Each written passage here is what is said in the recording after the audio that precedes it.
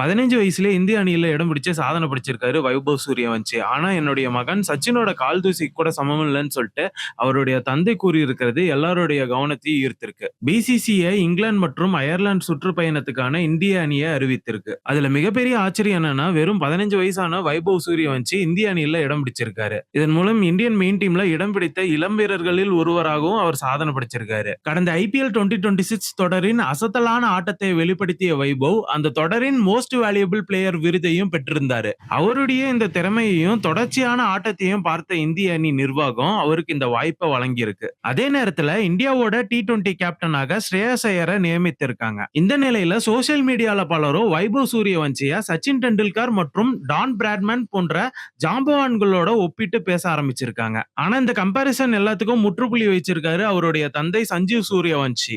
அவர் கூறும்போது Sachin Tendulkar, Don Bradman போன்ற ஜாம்பவான்கள் பல ஆண்டுகளாக கிரிக்கெட்டில் சாதித்து தங்களுக்கு என்ன ஒரு வரலாற்றையே உருவாக்கியவர்கள். இப்பொழுது வைபவ் அவர்களுடைய காலடி தூசி கூட சமம் இல்லை. அதனால் இப்படிப்பட்ட ஒப்பீடுகள் தேவையில்லை என்று அவர் மிகவும் பணிவுடன் தெரிவித்துள்ளார். இந்த பதில் தற்பொழுது ரசிகர்களிடையே பெரும் வரவேற்பை பெற்றுள்ளது.